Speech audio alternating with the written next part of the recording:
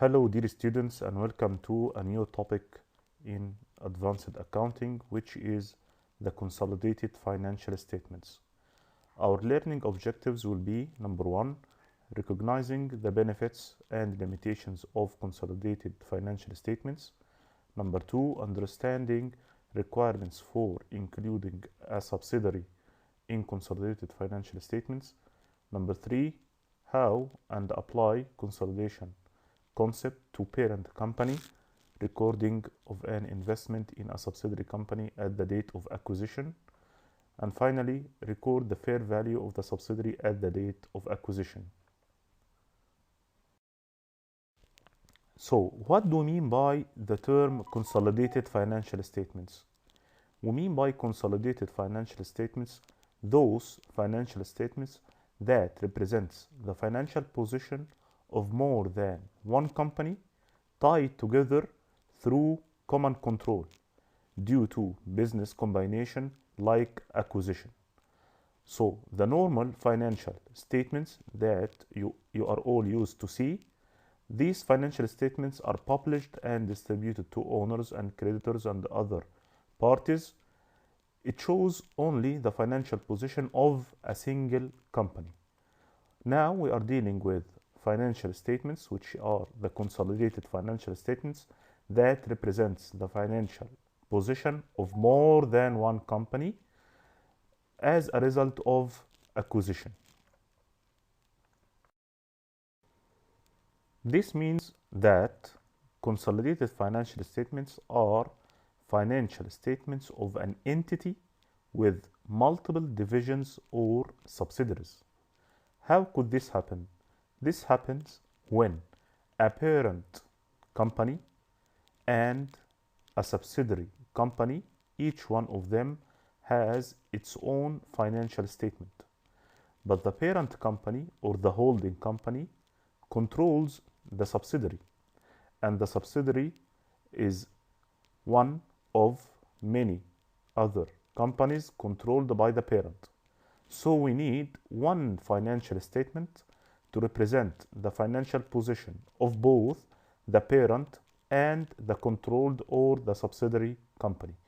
These financial statements are called the consolidated financial statements. So consolidated financial statements are commonly used and typically found in today's business world. Why?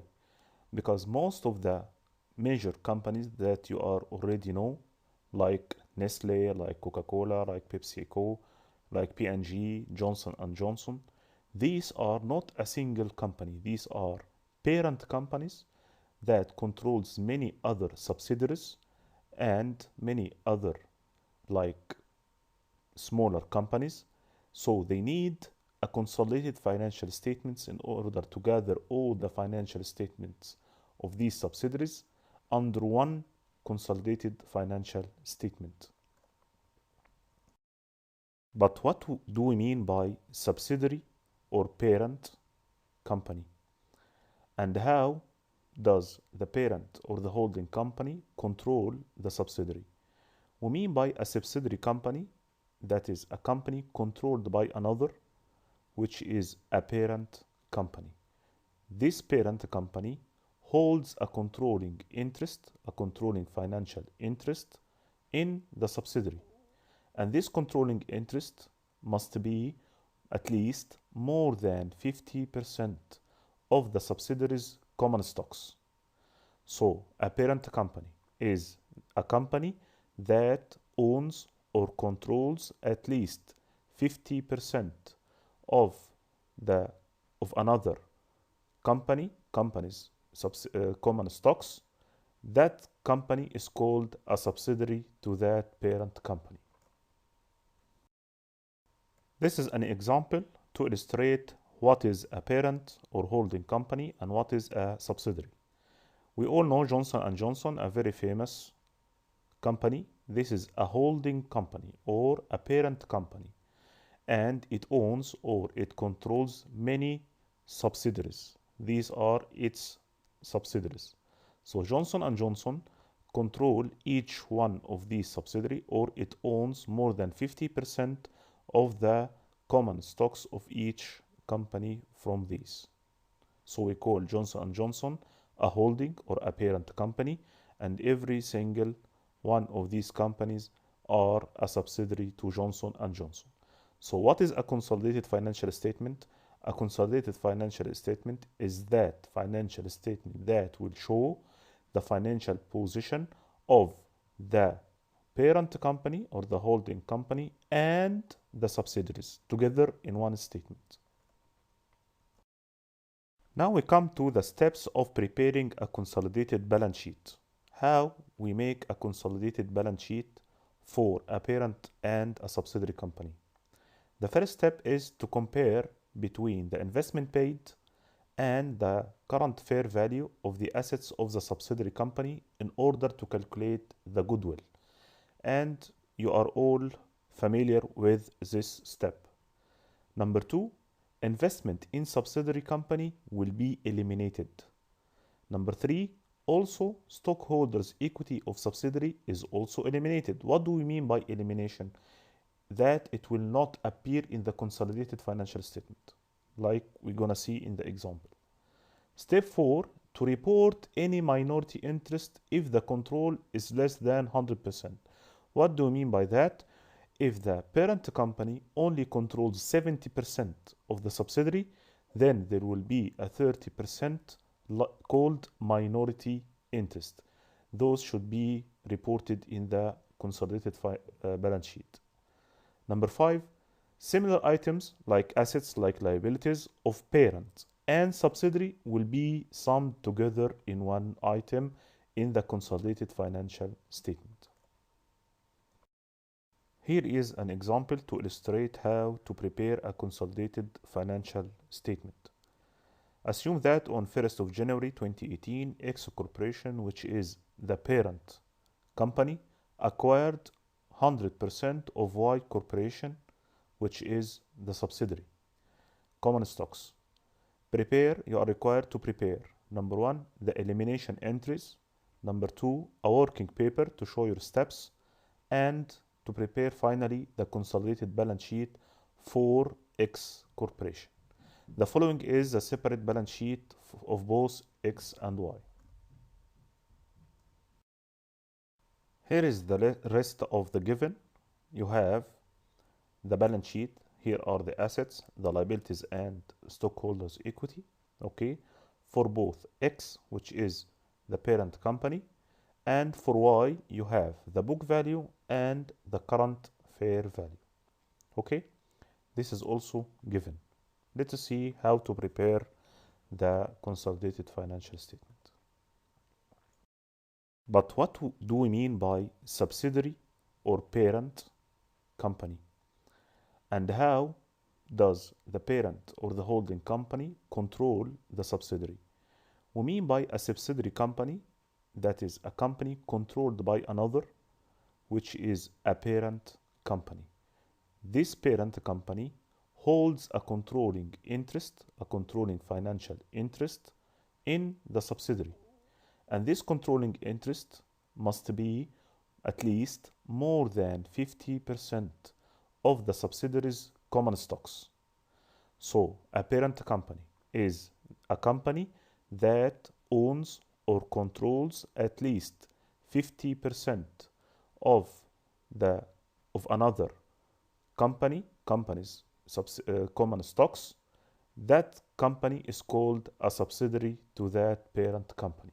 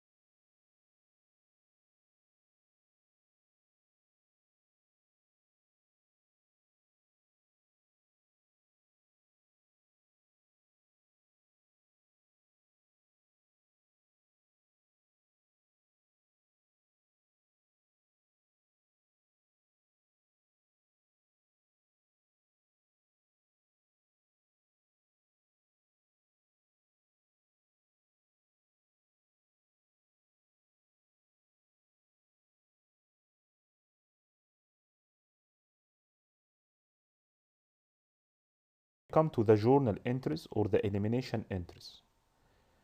We're gonna put inventory and plant assets in the debit side for 10 and 40. What are 10 and 40? These are the difference in the current fair value of Y's assets that we have just calculated. There was a difference in inventory equals to 10 and in plant assets equals to 40. And place investment in Y in the credit side. We need to eliminate the investment in Y. So it appeared in the balance sheet in the debit. We're going to place it in the credit to eliminate it. Then get the shareholders' equity of Y, which is common stock 80, additional paid in capital 70, returned earnings 50. These are given from the balance sheet. Place it in the debit side and investment in Y in the credit side. By this, we have eliminated the investment of in Y account, and we also eliminated the shareholders' equity of Y. Secondly is to prepare the working paper. You're going to make a schedule like this. Here is the items of the balance sheet. Here is X, here is Y in book value. And a column, you're going to add two columns, column called eliminations and a column called consolidated. What are we going to do? For assets and liabilities, you're going to sum the similar items. Cash equal to 140 minus 110. So there is no elimination or no increase or decrease. So the sum will be 250. Inventory, we have 60 for X company, which is a parent. We have 30 in Y, and there is an increase by 10. This is the difference between the book value and the current fair value that we have talked about. So the total will be equal to 100. 60 plus 30 plus 10 equal 100. What about investment in Y? Investment in Y here for 250, and we have made the elimination entry. We placed investment in Y 2 times in the credit side for 250. This means that investment in Y will disappear. It will be eliminated. So it is equal to 0 here in consolidated. Plant assets, we're going to add 230 plus 160 plus the difference between the book value and the fair value, which is 40, and place the total here. Then get the total of assets. The same goes for liabilities. Current liability for X equal 100, for Y by book value equals 70, so the total 170. We don't have current fair value for the liabilities. Remember, the fair value of Y liability equals the book value of Y liability. Long-term debt 104,000 plus 30, because you're gonna just add 104 plus 30 because there is no, we don't mean no fair value, we mean that the book value equals the fair value, so we just add them together. 134. Common stocks, additional paid in capital, returned in earnings for X, it will appear in the consolidation. Why? Because common stocks and additional paid in capital and retained earning of Y will be eliminated. You're gonna place these three figures exactly here. So this is a decrease, will eliminate these figures. So the only shareholders equity that will appear is the shareholders equity of X, 200, 116, 160. Add all these together to get the total liability and shareholders equity. Of course, the total here must be equal to the total assets. The third step is to prepare the consolidated balance sheet, and you are almost done. You are just going to copy the last column from the working paper, which was called what? Consolidated. This is the last column from the working paper, and these are the items of the balance sheet. Now you have a consolidated balance sheet that represents the financial position of X corporation as a parent company and Y corporation, which is its subsidiary. And now you are done.